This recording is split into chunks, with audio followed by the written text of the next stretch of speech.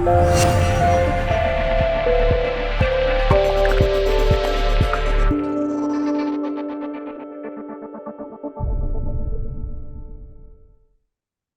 morning, everyone. This is Rich Wilkins, Vice President of CascadeBMA. And this morning, we've invited you out to see this great presentation on domestic violence, especially those of you that are business owners, and the importance of recognizing the signs and that which you can do before it gets too late, that it could be some embarrassing moments in your shop or your place of business. And so certainly you want to take all of the notes that you can and be ready for this. And so again, Rich Wilkins, Vice President of CascadeBMA, and I'm going to turn it over to our great president, Ms. Bobby Powell. Ms. Bobby Powell, take it from here. Thank you. Thank you so much, Rich. Excuse me. And good morning to each and every one of you. Thank you so very much for taking time out of your schedule on this beautiful, crisp fall morning here in the city of Atlanta, Georgia.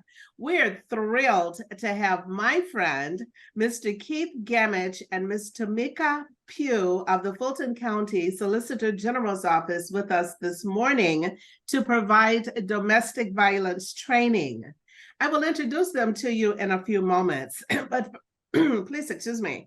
But first, I'd like to tell you a little bit about CascadeBMA. Again, I'm Bobby Powell, President, and our board members are Rich Wilkins, our Vice President, as he just introduced himself. We have DJ McRae, who's our Secretary, and Melford McRae, who's our marketing expert on our team. Other board members are Cherie Johnson, who's our Treasurer, Max Anderson, Joel Athey, and Patrick Tingling. Our advisory board members are Dr. Catherine Rowell, City of South Fulton District 1 Councilperson, Joe Kern, Councilman for the City of College Park, and Captain Hattie Tukes, who represents the City of South Fulton Police Department. I'd like to tell you a little bit about Dr. Rowell. She is running for re-election for District 1 in the City of South Fulton. Please review her accomplishments on her Facebook page at Re-elect Rowell for the number 4, D like David, 1.com. Again, that's Re-elect Rowell, the number 4, the letter D like David, 1.com. Our mission at CascadeBMA is to increase awareness of and promote growth and development of businesses and business opportunities in our Cascade community. By working toward a common goal of business success, members enhance their quality of service and our business corridor is strengthened. We're made up of merchants and businesses located along the Cascade Commercial Corridor within the City of South Fulton limits. Our members represent a variety of local businesses, including food and beverage, salons, spas, grocers, insurance businesses, business services, and many, many other businesses. Our ongoing goals are to create a strong, unified voice to represent business interests and concerns to our local government agencies. We mitigate retail sales leakage and crime by working in partnership with the City of South Fulton Police Departments to ensure we maintain a safe business district. And we continually beautify our Cascade corridor by hosting monthly cleanups, and that takes place every 4th Saturday. We continue to host our monthly learning development experience through webinars such as this one today for the growth of our business and our overall community. We host quarterly network luncheons where business owners are provided an opportunity to network with neighboring businesses. You can learn more about us on our website, Facebook page, and YouTube channel at CascadeBMA.com. This presentation will be uploaded on our YouTube channel in a few days, again at CascadeBMA.com. Now, today, our dynamic speakers are my friend, Solicitor General for Fulton County, Mr. Keith Gamage, and Ms. Tamika Pugh, who is the Director of Community Outreach to the Solicitor General's Office. Mr. Gamage holds the office of Solicitor General, and he is the Fulton County Solicitor General, and under his leadership, he is to obtain smart, fair, and restorative justice by providing a holistic, progressive approach to the criminal justice system, which emphasizes public safety, criminal justice reform, community education, and the fair, efficient resolution of traffic and misdemeanor criminal matters. His duties also include to investigate, charge, and prosecute misdemeanor violations of Georgia statutes and county ordinances that occur in Fulton County.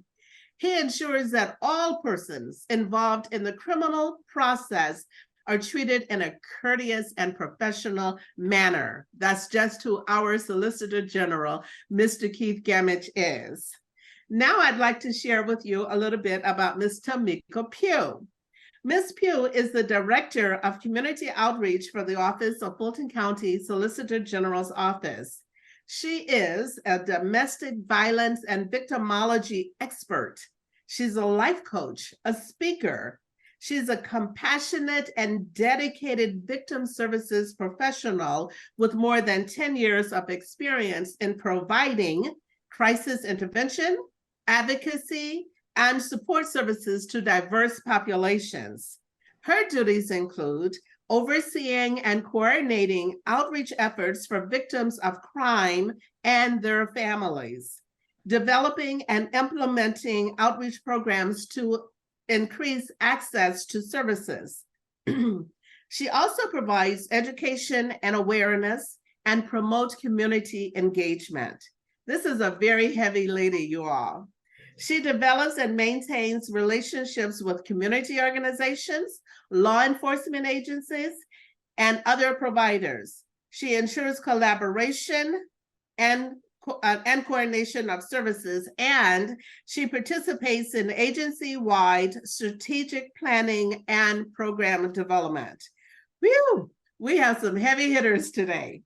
Ladies and gentlemen, please help me welcome again my friend, Mr. Keith Gamage, who is the Fulton County Solicitor General, and Ms. Tamika Pugh, who is the Director of Community Outreach from the Office of Fulton County Solicitor General's Office. Welcome. Thank you so very much for that warm and wonderful welcome. I feel like there should be a drum roll that leads after that introduction, or a chorus. Thank you so very much. It is great to be home this morning, to be home with my friend Bobby, to be home with my friend Rich, and with the leaders and servants of the Cascade Business and Merchants Association. We birthed a number of years ago an idea that suggested that much of our work should not only be within the court system and the judicial structure, but that we should reach our hands and our hearts and our heads out into the community and partner on every level that we can to improve, frankly, to improve the lives of those who count on us, especially those of us in leadership, to give them a helping hand. And so, as much as a great responsibility for my team and I, that consists of about 150 team members, 50 lawyers, 25 law enforcement investigators, just under 20 victim advocates and administrators, all working together to provide justice that's smart, that's fair, and that's restorative. And restorative justice truly begins with healing and restoration of those who are survivors of crime. We first have to focus on assisting people who've been abused and who are struggling with all of the compounding effects of victimization. And then simultaneously and in accord, we have to work to make sure that we're protecting the rights of the accused and also intelligently, wisely, judiciously moving them through the system in a way that actually advances the mission of restoration such that they're better off as a result of their interaction with the criminal justice system. That's a tall order. A huge part of that and delivering on that mission is the work of our victim services team members and our community outreach victim service director, Ms. Tomiko Pugh, who you will hear from. I would like to share this as Ms. Pugh prepares to present on recognizing and responding to domestic violence for business owners. So very often, those folks suffering under the threat and reality of intimate partner or what's called domestic violence, violence that occurs in the home with loved ones, usually in an intimate relationship, many of them suffer silently. And in our faith communities, we're sitting next to them in the pew. When we're at sporting events, we're sitting next to them in the arena. We're behind them in line in grocery stores.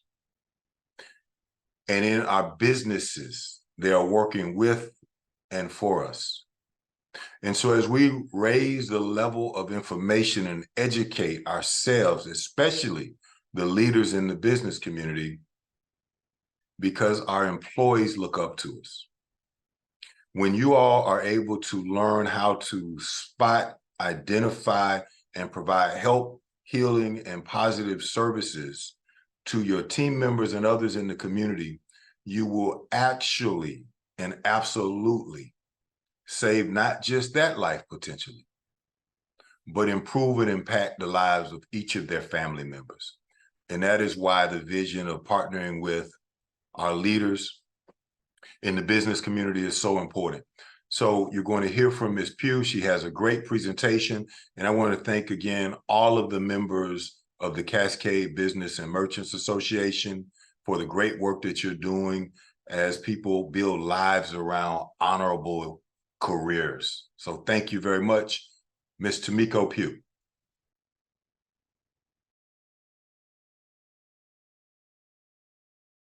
Awesome. Can you all hear me?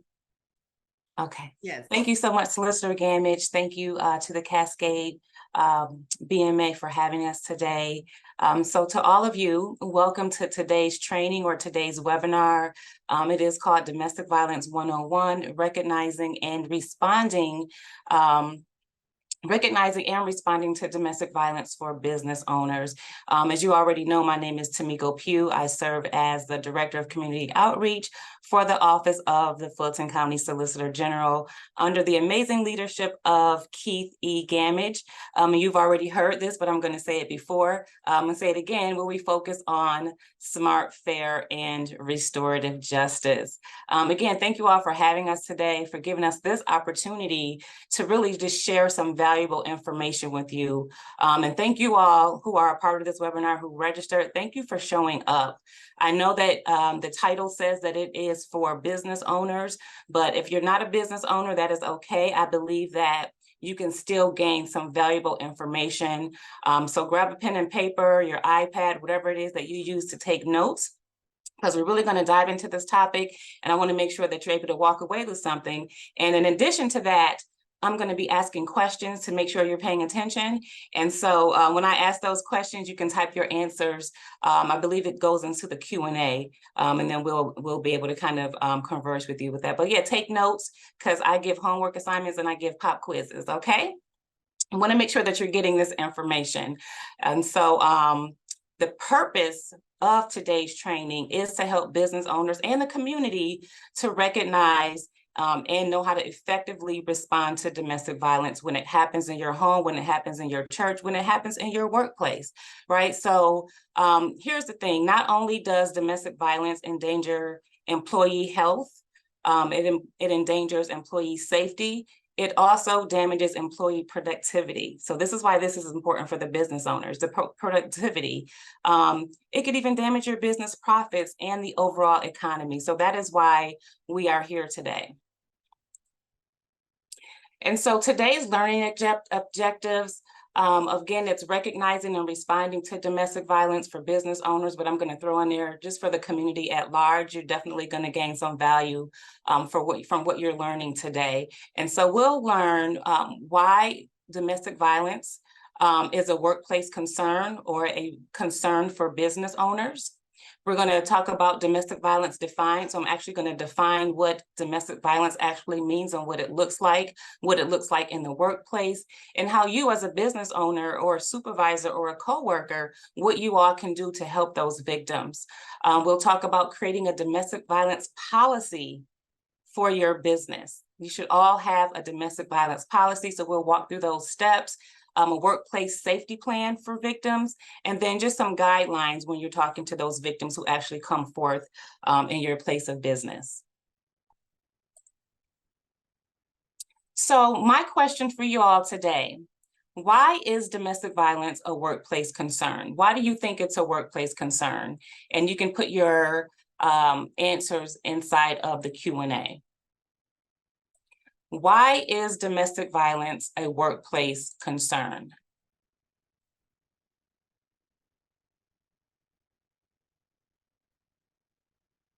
I'll give you a few seconds to answer that question.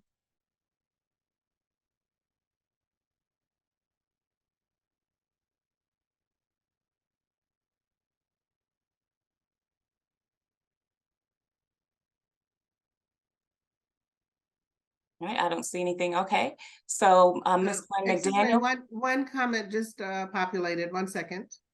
I see that Ms. Gwen McDaniel says it affects employee safety, health, and productivity. She's paying attention. I just said that. Yes, it does. What are some other reasons why domestic violence is a workplace concern? Mr. Wilkins is in the chat box. He said, because it can affect your business. Absolutely. So both of those answers are correct, but let me really tell you why domestic violence is a workplace concern.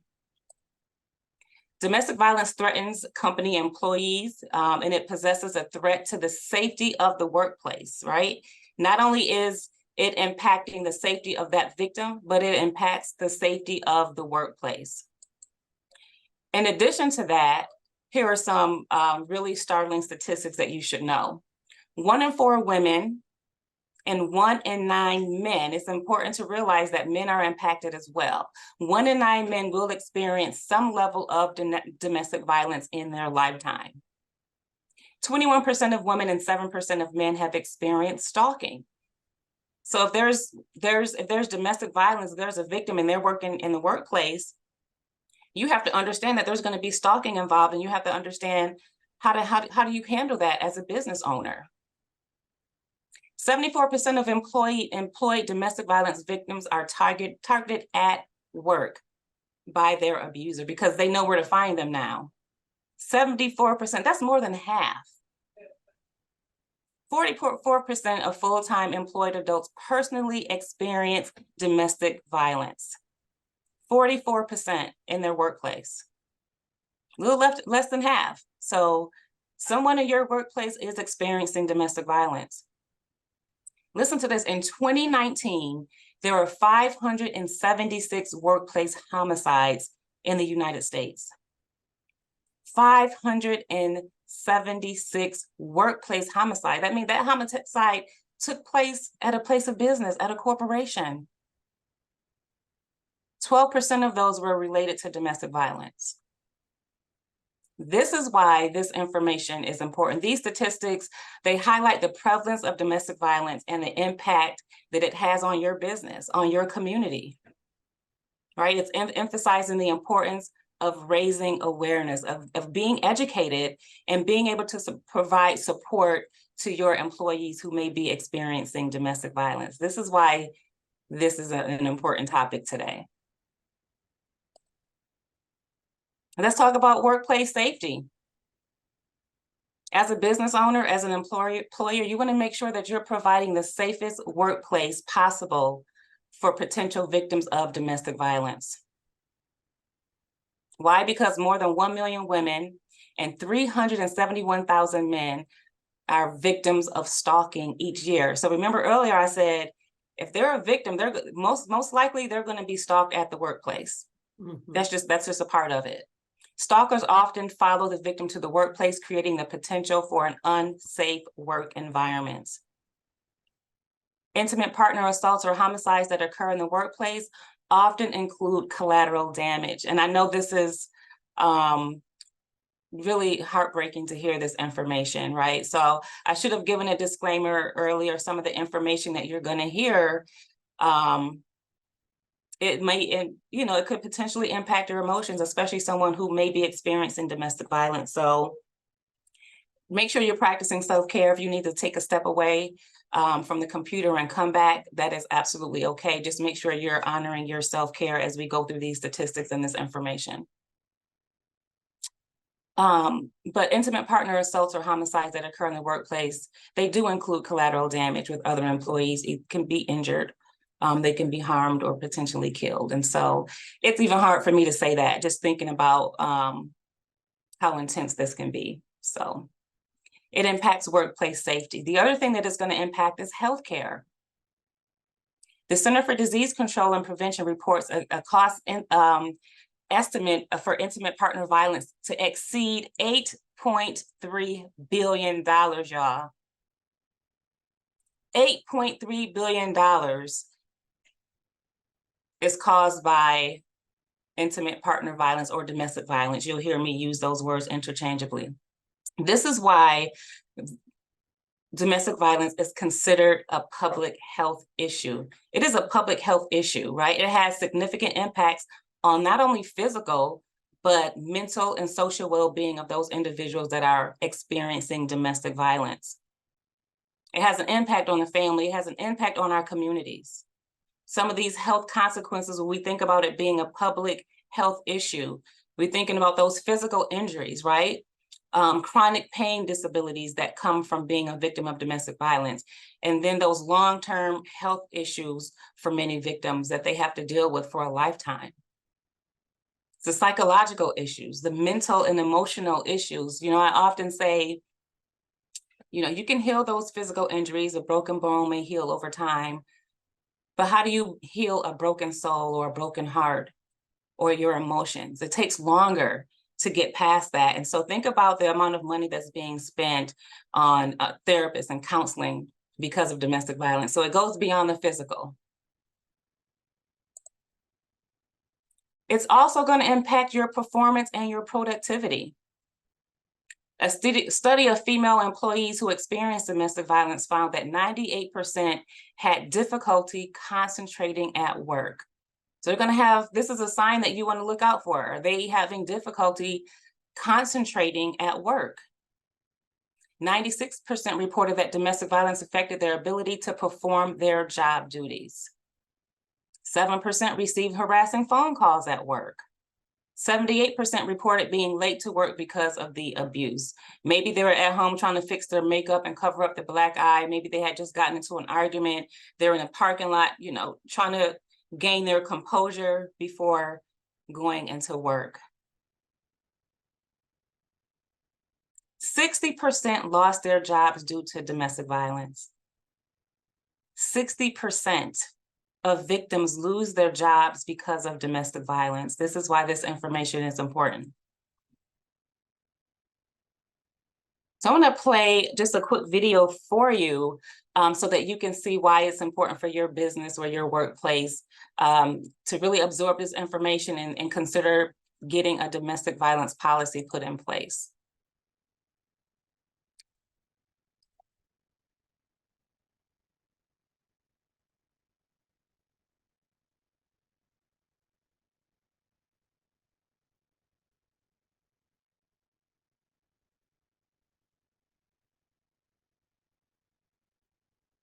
Days after our wedding, he hit me. Some days he wouldn't let me go to work. And when I was allowed to go to work, he'd call and he'd threaten me. He'd just slap my face until my ears would ring. I would go into work covered in bruises. And I'd make excuses.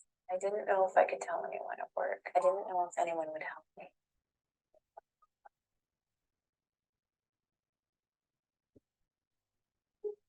I was lucky. my boss and my coworkers were supportive. Most of us probably have or have had a coworker who has been through what I've been through. The more people know, the better the chances of helping a woman like me escape their situation.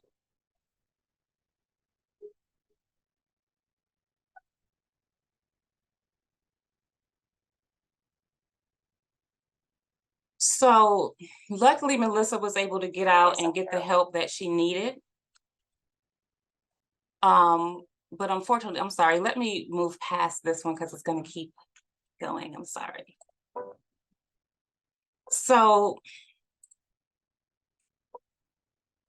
what I was wanting to say is everyone is not as lucky as Melissa when it comes to having an employer that actually understands the importance of being supportive. So as you watch that video, what were some of your takeaways from Melissa's story? What were some of your takeaways? And you can type in the Q&A section of the webinar. What were some of the takeaways from listening to her story?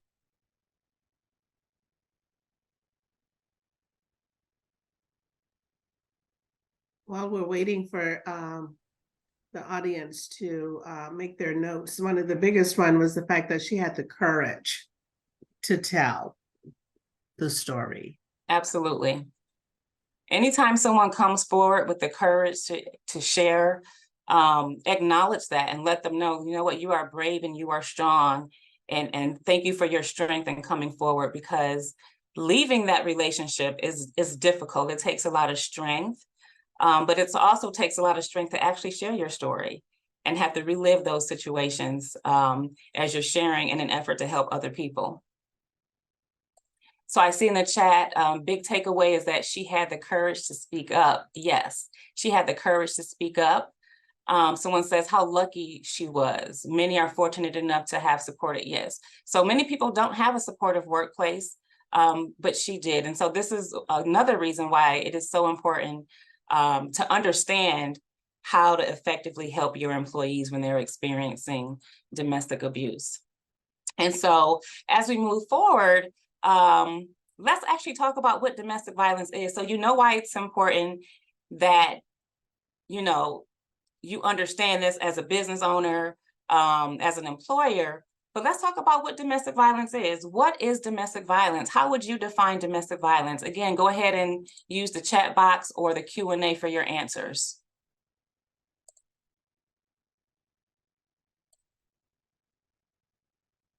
What is domestic violence? Oh, DJ McRae says it's verbal, it's physical or mental abuse. Absolutely. That's really it in a nutshell. Anyone else? I'm switching back and forth here. Physical, mental, or financial? Yes. So all of your answers are correct. Let's look at the textbook definition of domestic violence. So domestic violence defined. Domestic violence is the willful intimidation, physical assault, battery, it includes sexual assault or other abusive behavior as part of a systematic pattern of power and control. Notice I highlighted power and control. That's the key word. That's the key phrase right there, power and control, perpetrated by one intimate partner against another. So again, the one constant component of domestic violence is one partner's consistent efforts to maintain that power and control. It is about power and control. You can, and we'll talk more about that when we look at this power and control wheel. So let me go ahead and pull that up. And so when we look at this power and control wheel, it shows you all of the ways that a person can maintain power and control over that victim. And oftentimes we ask, well, why doesn't she leave? Why doesn't he just leave? It's not that easy. And let me just share one more thing. You know, when we say, well, why don't she just leave? When you ask that question, you're re-victimizing the victim. It's almost like victim blaming. Why don't you just leave? Or why doesn't he just stop hitting? Or she just stop hitting? So before you ask that question and put it back on the victim, ask, well, why does he or she hit? Why are they abusive? Let's get to the root of the problem and not victim blame. But oftentimes, the victim is caught up in this cycle of violence. And so abuse or physical violence is one form of domestic violence against an intimate partner. And again, it's characterized by a pattern of actions that the individual is going to use to maintain that power and control or some form of dominance over that partner. And that's why we see these words power and control in the middle of this will that we're looking at. So power and control is the center of everything. And guess how they're trying to get that power and control? They're using different things like intimidation, right? I'm intimidating you. So you have intimidation, coercion, threats.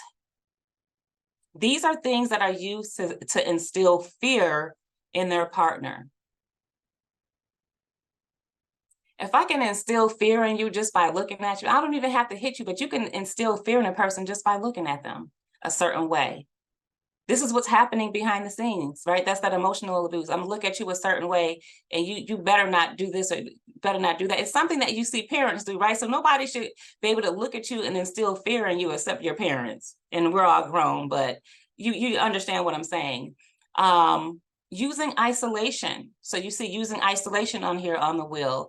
Oftentimes the abuser will use isolation as a form of power and control. And they may say something like, well, I don't want you hanging around your family, or I don't like that group of girlfriends of yours. They're not good for you. So I'm the only friend that you need.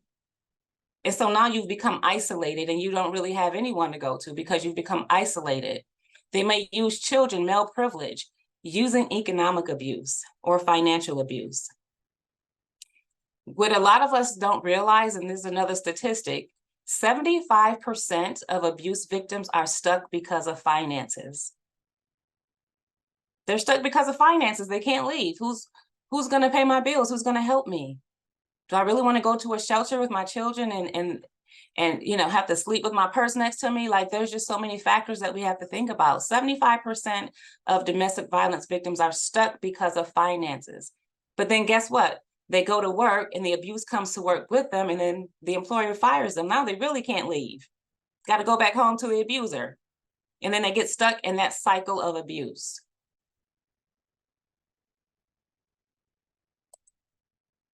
So a few quick statistics that I wanted to share. Every day, there are almost 20 people per minute that are physically abused by someone close to them.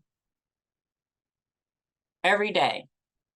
We already talked about the 1 in 4 women and the 1 in 4 men who face some form of severe physical violence by their intimate partner. Here's a really startling statistic, these last two. On an average day, there are more than 20,000 phone calls that are made to a domestic violence hotline across the nation. 20,000 phone calls are made each day to the domestic violence hotline or a shelter. But guess what? Oftentimes those shelters don't even have enough beds available, enough space available for the victim. So we're scrambling, trying to find somewhere, for our victims to go, in the midst of escaping these abusive relationships. When there's a presence of a gun in the home, the risk of homicide is increased by over 500%. If there is a gun in the home, the risk of homicide is increased by over 500%. Not 50%, not 100%, over 500%. Let's look at the state of Georgia. 35% of women and 39% of men experience some form of domestic violence. That's here in the state of Georgia.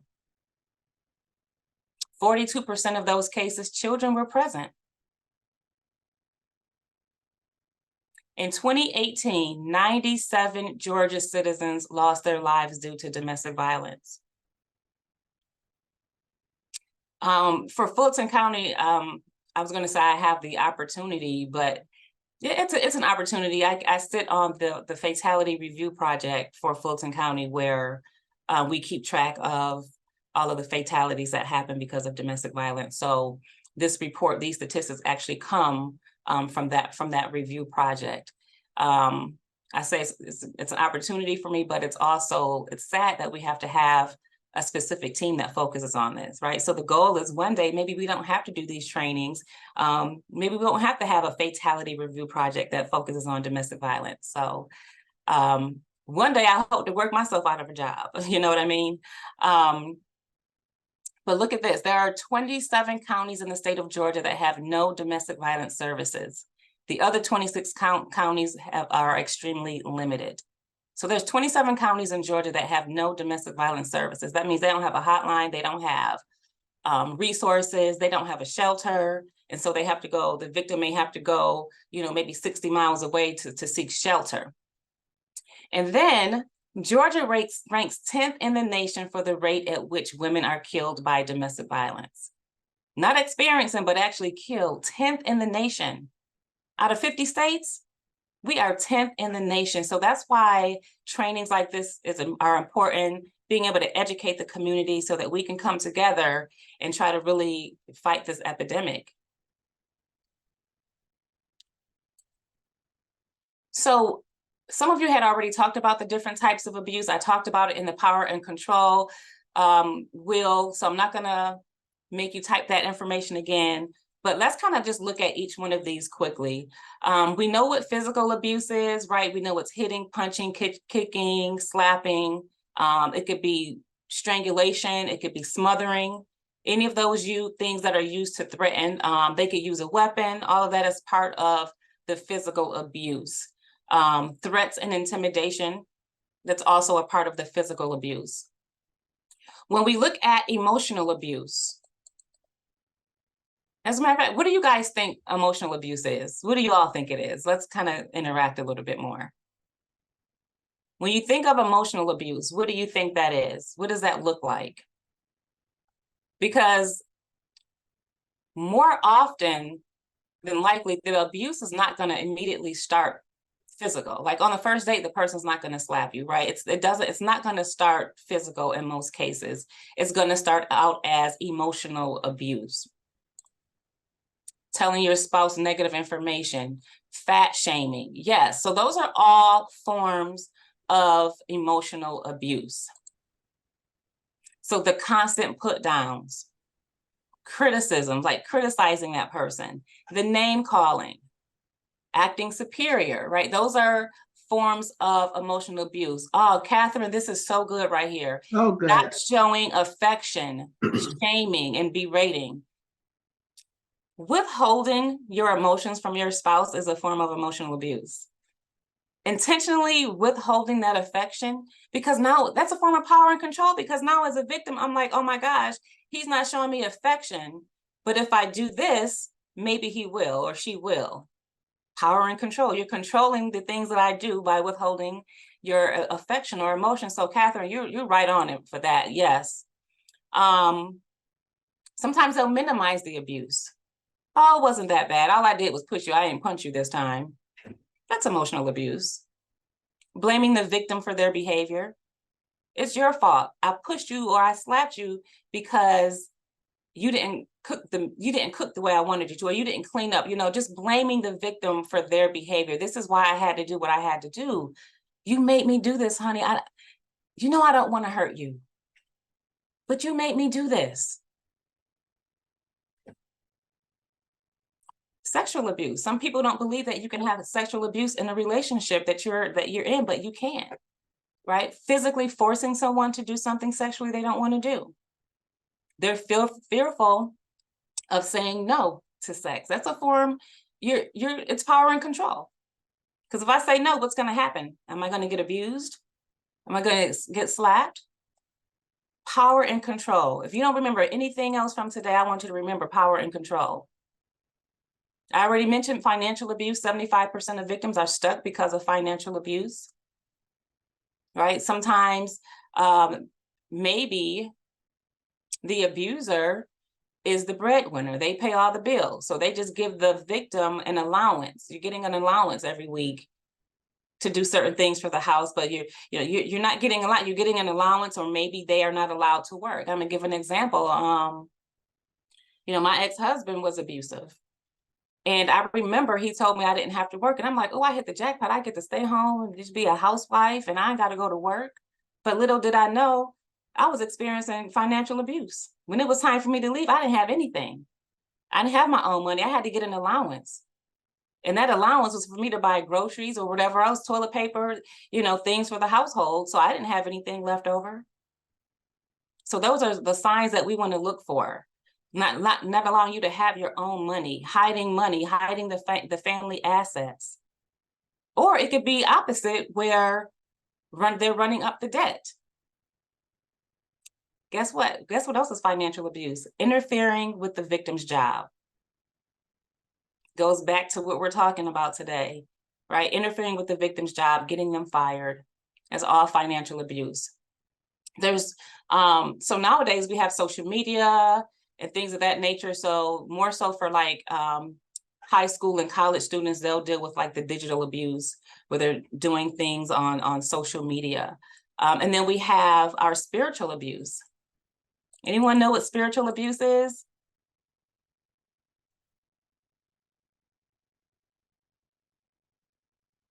Excuse me, not supporting your spouse's religious views, participation and worship, and using phrases such as "holy roly," I think is one. That they, how dare you, go into church. And just Yes. holding things over, the spouse or the partner, of things that they know that they could even threaten, for embarrassing purposes. That's really good, Ms. Powell. So that is one of the forms. And of course, I'm going to go back to I haven't shared my entire story, but when I was in an abusive relationship, I remember I wasn't allowed to go to church. So I would literally on Sundays pretend like I was going to I'm going to do my grocery store run, but then I would go sit in the back of the church, right, just to get the word and then go back home. So keeping that person from being able to really practice their spirituality, right? That's the thing that keeps us going. Oftentimes, we go to the church when we're going through things. Someone said forcing conversations to another religious belief. So that is another form of spiritual belief abuse. But then on the flip side, spiritual abuse can be when someone uses spiritual or religious beliefs to hurt a person, to scare a person, to control the victim using scriptures, right? They're going to interpret the scripture the way that they want to interpret it and use that as a form of power and control, or using scriptures to justify certain things like, oh, you should submit to me. Well, does it really say it? What does that scripture really mean when we talk about submission? So using scripture to scare or to hurt or control that victim. So it goes both ways.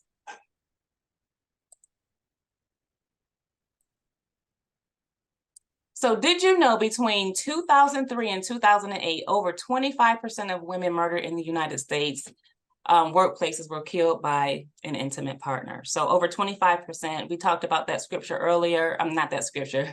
Oh, I'm just thinking about church. But we talked about that statistic earlier. And then over half of workplace homicides perpetrated by an intimate partner occurred in the parking lot or a public building. So they may be following that person to their car or waiting in the parking lot, waiting on the side of their workplace building. And so we're going to talk about how we can help our victims in the workplace deal with those types of things. So what does domestic violence look like in the workplace? I shared a little bit earlier, so quick quiz. What does domestic violence look like in the workplace? What do you think a victim of domestic violence would look like, or what would they be experiencing? How would that look to a supervisor or a business owner?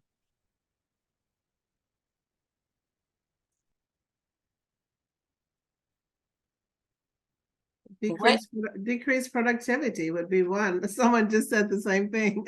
Yes. When you coming out of corporate, it was real easy in many instances, to recognize when something had changed in an employee's lifestyle, because productivity, their appearance, their interaction, there are just so many characteristics that change. And you just, as a good leader, you just want to know before the employee even brings it to your attention. If you're really in tune with your folk, that gives you an opportunity to know immediately that something is wrong when a high performer starts to decline. Yes, yes, and you said a good leader will know because you're paying attention to your employees, right? So you know that their behavior, something is off, right? James says excessive phone calls. Gwen says physical injuries, lack of concentration, attendance issues. So all of these are correct signs of depression. If you notice something that just seems a little bit off, ask questions. Catherine says calling off from work, wearing clothes not consistent with the season to cover up bruises. Oh, that's a good one, right? It might be summertime. It's 90 degrees, but you got on a sweater covering up your arms or some type of turtleneck. Excessive makeup, right? Those are things we don't really think about. Excessive makeup to cover those bruises. So these are really good answers. You all are paying attention. So let's look at some other things, other ways that we can know that we'll recognize it in the workplace. So you want to, as a business owner, as an employer, someone who has employees, you want to make sure that you are able to detect that pattern and kind of looking at these signs. So we talked about covering up the injuries, but there may be visible physical injuries, right? So Bobby, you know, I would say, so Bobby, are you okay? I noticed you had a bruise on your arm. Are you okay? You know, they might say something like, oh, I tripped and fell. If they're tripping and falling every week or every month, there should be a concern there. Exactly. We talked about signs of stress, excessive absenteeism, lateness, inability to travel away from the office for work-related events. So maybe they do the work that I do, community outreach, and they're out in the community, but their spouse doesn't want them to do that. You know, that's power and control, right? We talked about the decreased job performance, disruptive personal visits. What if the abuser is coming up to the job, spying and checking on them, right? They might be jealous of nothing. It's all in their head, but you know, it's a form of power and control. Let me pop up at the workplace, you know, and see what's going on up here and let her know I'm watching, or him know that I'm watching. Fatigue, maybe they lack sleep in the evenings, you know, when they're at home, they can't sleep, they're tired. And then we talked about showing signs of decreased productivity. And so again, you know, being a business owner, being a supervisor, you really want to make sure that your staff and you are trained to recognize these signs, right? So feel free to take screenshots when this is done. Watch it over and over again until it sinks in. These are often the consequences of an abuser using controlling, right? We talked about power and control. These are the controlling tactics to isolate their partner and diminish their ability to be economically self-sufficient. Because if this is what I'm dealing with at work, I might not even want to come to work anymore. So there's that financial abuse again, creeping in. So I know you're wondering, how do I help an employee who is experiencing domestic violence? How do I help an employee experiencing domestic violence? So there are 3 things that I like to share: assess, advise, and assist. So let's kind of look at which each one of these looks like. So when you're assessing the situation, you want to speak with your employee, you're gathering as much information as you can about that situation in order to better advise and assist that employee. So what are some examples of assessing the situation? You know, asking them, hey, you know, Bobby, I'm sorry, Bobby, your name, I keep using you as an example because I can't see the other people, I see you.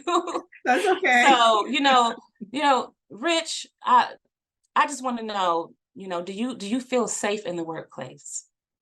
Right?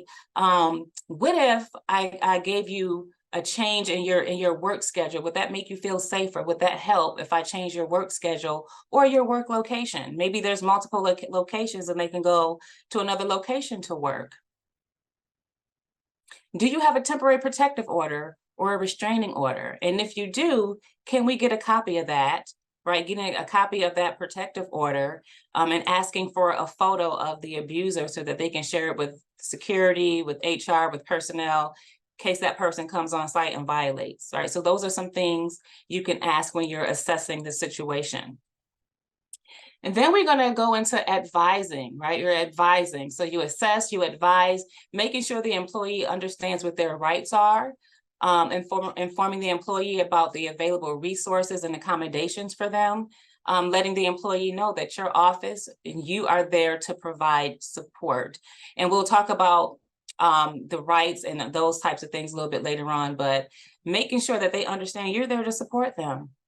They might not know that there's resources available, right? They might not know that there's resources available that can guide and walk them through the challenges that they're facing. You also want to make sure you confidentially advise the victim on the workplace benefits and the accommodations that are available to them. So a lot of times they might be able to go out on FMLA. There might be just different types of benefits available, so specific types of counseling, you know, and things of that nature. So making sure that they understand what is available to them. And then we can go into, after we assess the situation, we advise them on their rights. Now we can better assist them. So working with the employee to create a workplace safety plan. Safety planning is very important. We'll talk a little bit about that. And implementing that safety plan immediately. Referring the employee to victim advocates, right? Maybe to our office, so we can help them and we can provide resources. So partnering with offices like the Office of the Fulton County Solicitor General, we have victim advocates that can provide resources and help them. Right, so some other things when it comes to assisting, developing procedures to contact the police if there's an incident. What is your procedure? Do you have a workplace procedure to contact the police immediately should that TPO, temporary protective order, be violated? I saw that Bobby was raising her hand. Did you have a question? I did not, but actually you addressed the FMLA piece. I was thinking it, and I made myself a note to talk about that at the end. So continue. Awesome, thank you. So yes, developing those procedures to contact the police immediately, if necessary. Temporarily moving that employee to another work area, another workplace, or maybe they can telework and that'll make them feel a little bit safer, especially if they've already left that relationship, but there's some stalking or something going on. Give them the option to telework if necessary. Also, changing their work schedule. Maybe you have an assigned parking lot. Can they park somewhere else? Is there someone that can pick them up and bring them into the office? Kind of assisting in that way. And then being able to escort them back and forth from the car if you have security on site or someone that can, a group of people that can walk in a group and make sure they get to their car safely. So those are some things when it comes to assisting. So we're going to assess, we're going to advise, and then you want to make sure you're able to assist your employee. And so again, if you're a business owner or a supervisor and you notice these specific signs in your employee, you suspect that they might be a victim of domestic violence, this is when it's time to ask those questions, right? You want to ask them in private, away from other staff members so that they feel comfortable, and then you can take them through this process. I think there's something in the chat. Okay, Ms. McCrae says, I've been self-employed for many years now, and it's been a long time since I worked in corporate, and I'm remembering so many instances, that could have been an abuse. Absolutely. So now that you're going through this information, you're probably thinking like, wow, so-and-so might be experiencing this. So now you have an opportunity to really help them and provide resources. I just wanted to say something in terms, can you hear me? Yes. Yeah, that when I see all this information, especially, I think about my clients and employee handbooks, to have this information in employee handbooks, because I don't remember ever seeing this. So this is very good, extremely good for especially employee handbooks. It is great for an employee handbook. I'm glad you mentioned that, Mr. Wilkins. And I'm glad that you're finding the information valuable. So some things that we don't want to do as a business owner or a supervisor or a coworker, what we don't want to do is suggest that the employee go home and pack their bags. It's so easy to be like, honey, you need to go home and pack your bags right now. You need to leave. What I want you all to understand is leaving an abusive relationship, That is the most critical and dangerous time for a victim. Why? Because at that point, if they're not careful and have a safety plan in place, the abuser, remember, it's about power and control. They've lost power and control. And so this is when it's the most dangerous for the victim. This is where the most abuse happens, when it's the worst. This is where the homicide will typically happen. Can't just tell them you need to go home and leave. They got to have a plan in place. Is that he or she at work? Can you get in and get out quickly? There has to be a safety plan in place.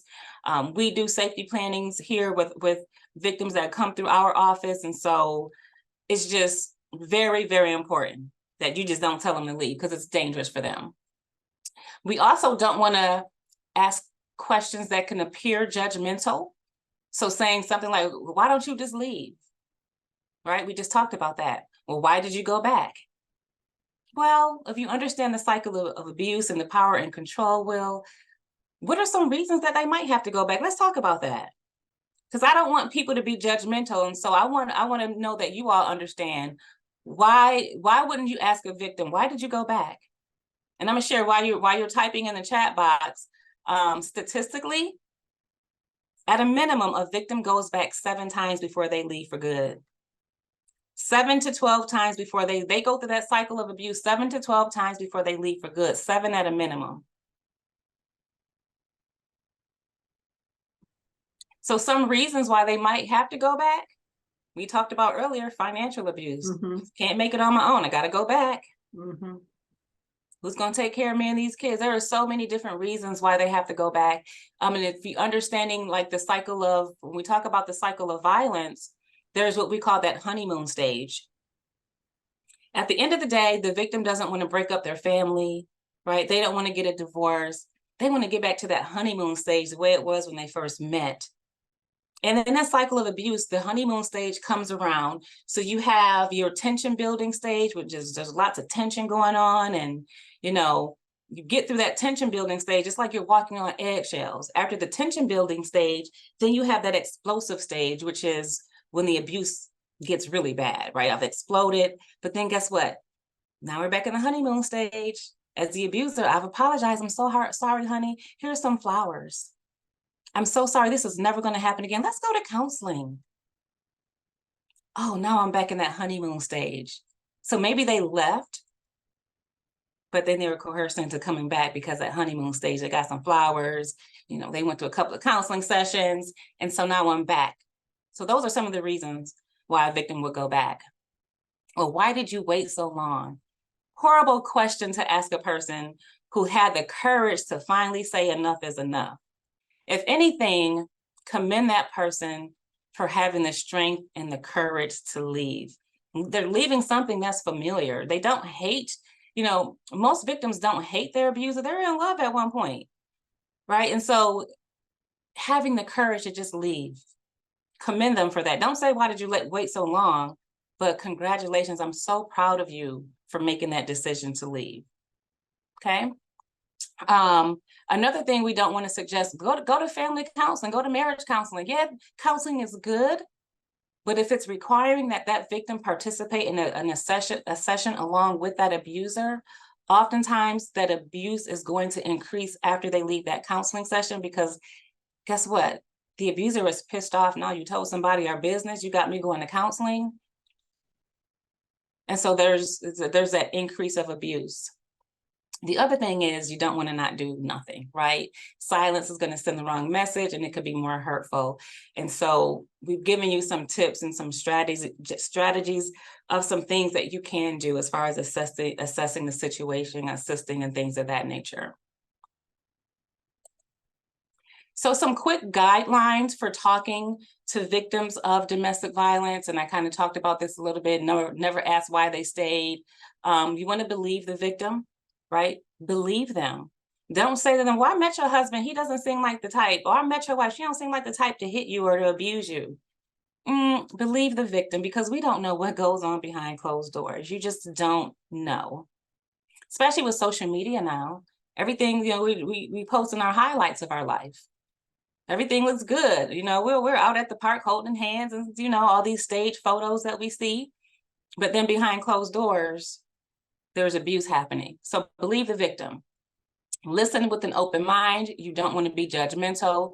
Listen more than you talk. Like my grandmother always said, you got 2 ears and 1 mouth for a reason. You listen more than you talk, right? So you want to just listen with an open mind. Asking direct and clarifying questions like, are you okay? Are you afraid? Do you fear for your life? Has this happened before? So direct, clarifying questions. And this is very difficult, but as an advocate, I've learned how to be cautious in expressing emotions, right? Because it's sad, you might want to cry. I can't be crying with you because if I'm crying now, you're crying and I can't help you. So learning how to really control your emotions, addressing any moral or religious concerns, making sure that you're able to give referrals to the local crisis center. And I'll share some of those resources at the end of this presentation. We're almost done. And just letting them know that they're not alone. This one bullet point, express concern for the victim and the children's safety. What I've realized as an advocate, I can say everything in the advocacy book to try to get that victim to get a safety plan and leave. It might not work, but as soon as I say, I'm concerned about the safety of your children. Are your children safe? That triggers something, that nurturing response. And that will trigger that victim to say, you know what? I got to get my children out of this situation. Letting them know that they're not alone. And again, acknowledging their courage, proud of you for leaving this relationship. And you know what? You are not responsible for this abuse. Oftentimes a victim will re-victimize themselves and they'll blame themselves. Oh, it's my fault. If I was a better spouse, if I cooked his favorite food, maybe if I dressed the way he wanted me to dress or she wanted me to dress and cleaned up or made the bed up. It's oftentimes a victim will re-victimize themselves and self-blame and minimize, but let them know that they are not responsible. You are not responsible for this, right? That's reassuring. You're building a rapport with them.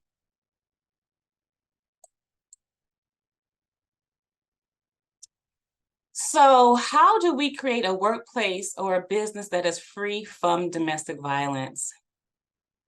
What are your thoughts on this? How do we create a workplace or a business that is free from domestic violence? And what I mean, not free from it because a person may be experiencing it, but how do we handle it in the workplace where it doesn't impact the workplace? I see something in the chat. Have open conversations, offer a safe place. Absolutely. Being able to offer a safe place, learn the signs and create solutions to help. Absolutely, Melford. And if you do that in advance, if you start working on that now, when this happens, you'll already be prepared using the information you've gotten today.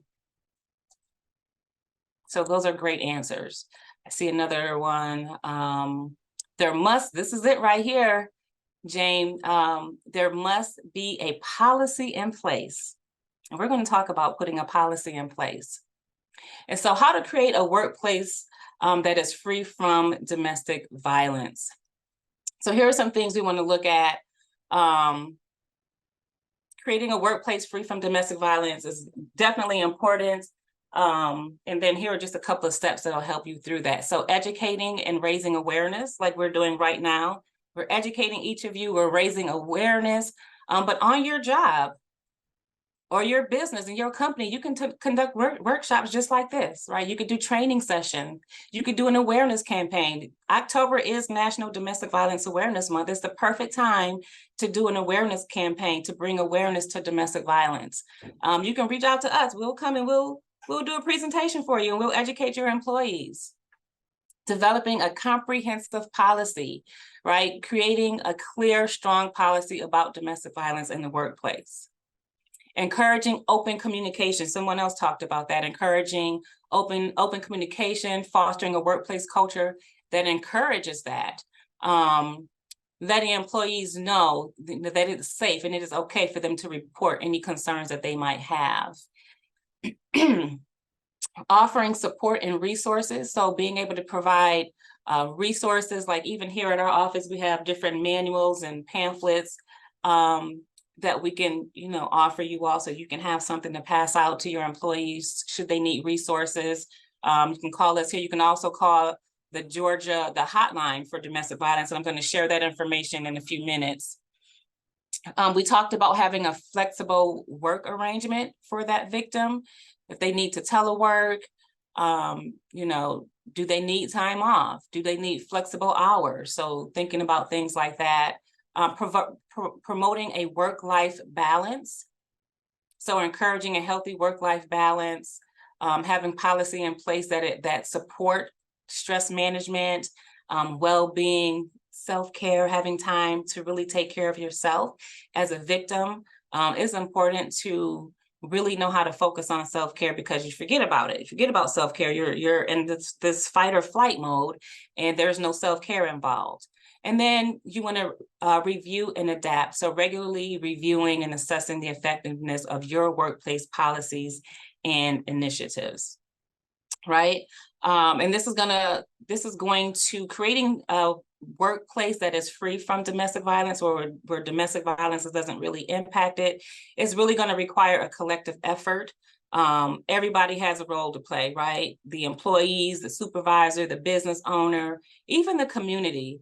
And so continuing to provide or promote awareness, support, and also having a culture of respect will help to really build a safer workplace. So I didn't want to leave without giving you some tips or a blueprint to pulling together your workplace policy. And these are just some things that you want to make sure that you have. You could screenshot this. But your domestic violence policy is a comprehensive policy for employees who may be victims of domestic violence. And then here are just some of the key elements you want to make sure that you're including. We talked about the awareness and education piece. So your policy should provide information and resources about domestic violence. What are the warning signs, the potential impact on the workplace, just the information we shared today. Have that as part of your policy.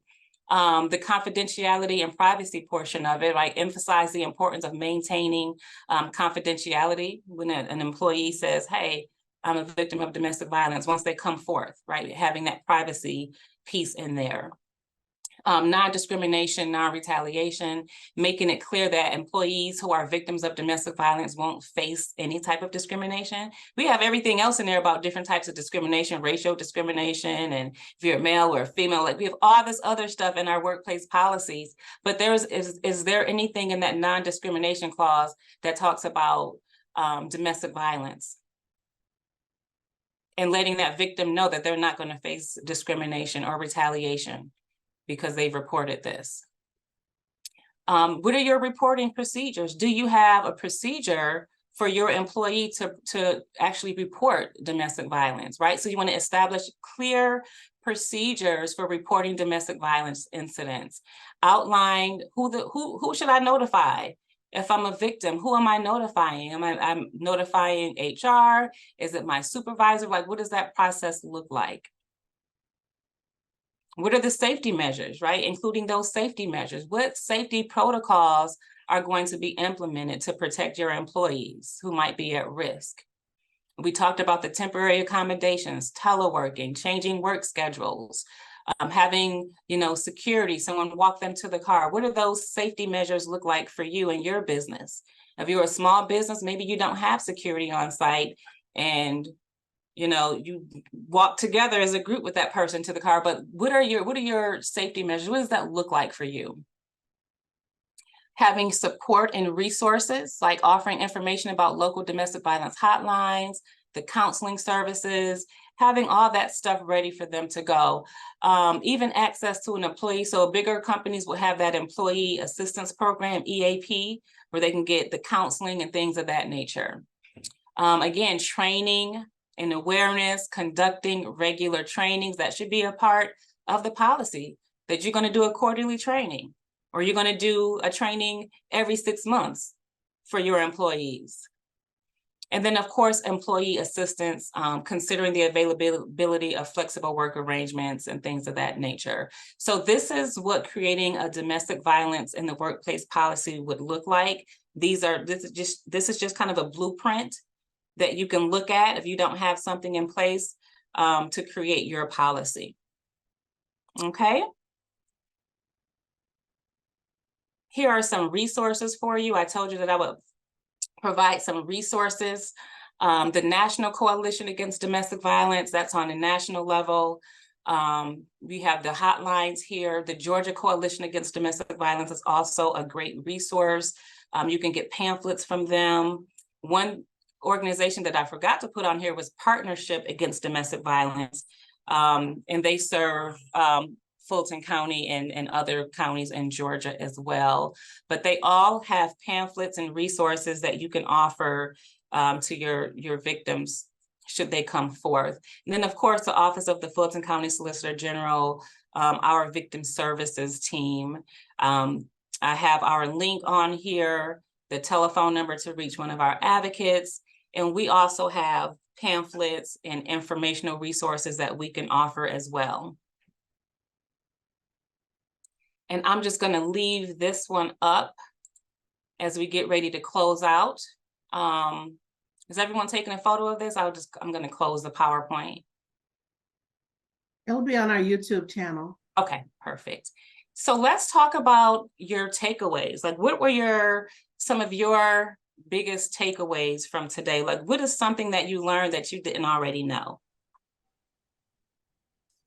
Tamika, my takeaway was that I didn't realize how many people were suffering with this or going through this.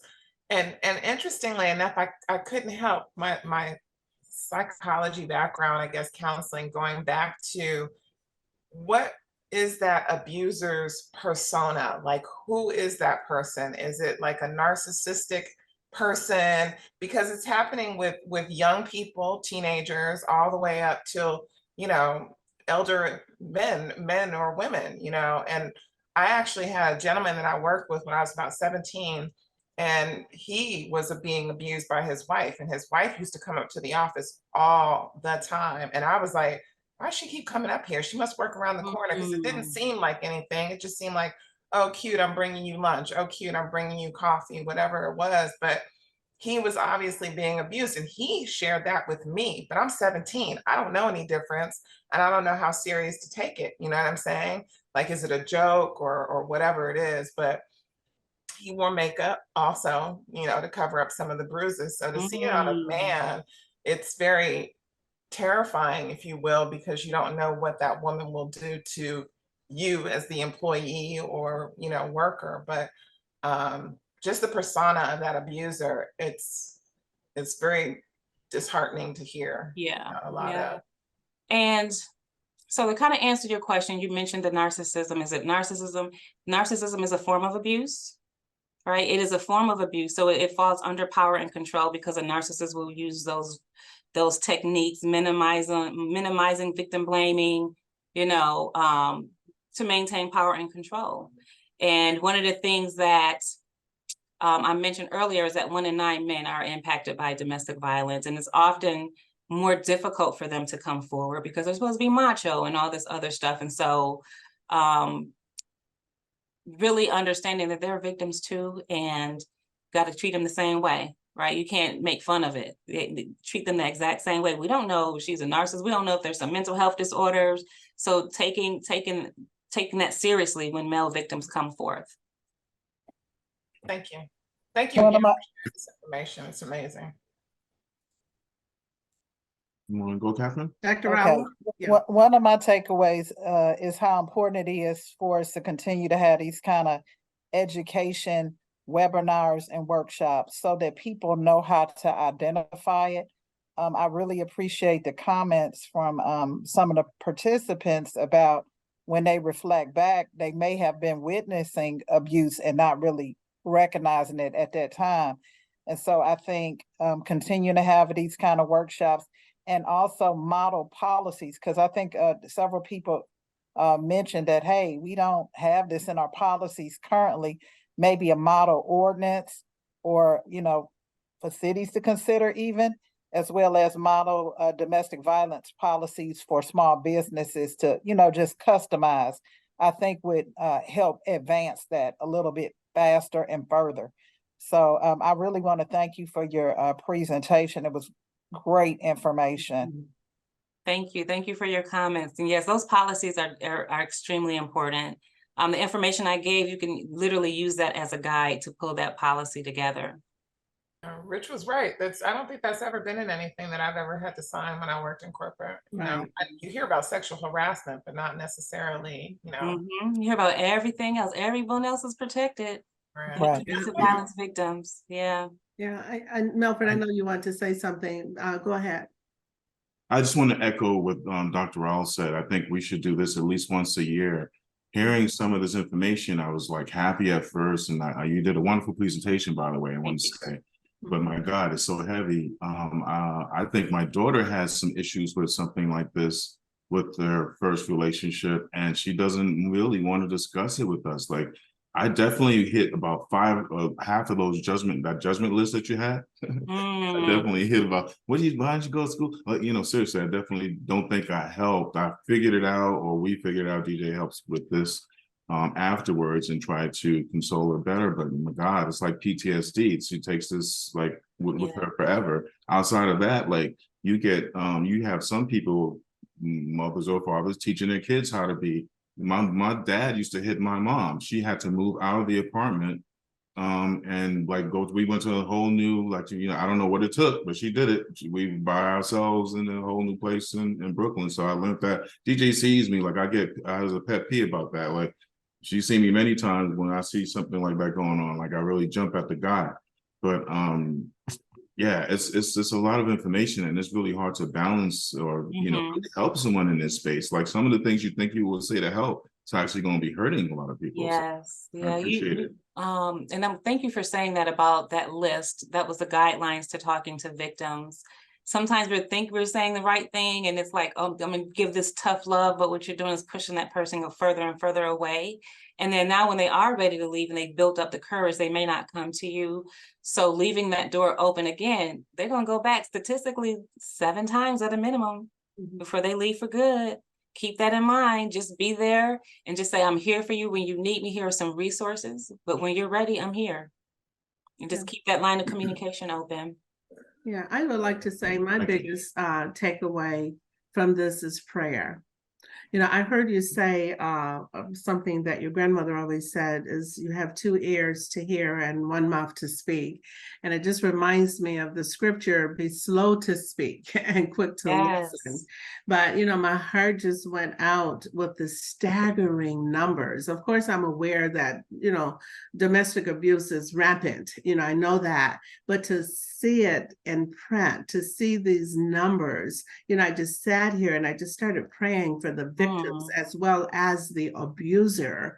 So the biggest takeaway for me is to just stay in prayer, you know, for our men and for our women as well as our men, because the number of men who are abused is just as staggering as the number of women. And they suffer in silence. Exactly, exactly. And then to hear that 60% of abusers lose their job.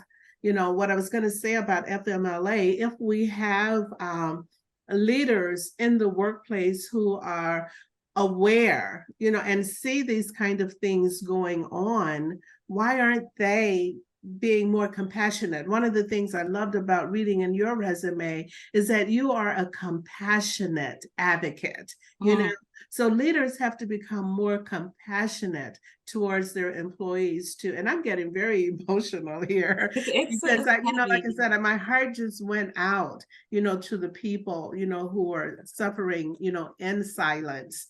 And those people who just don't know that they have resources.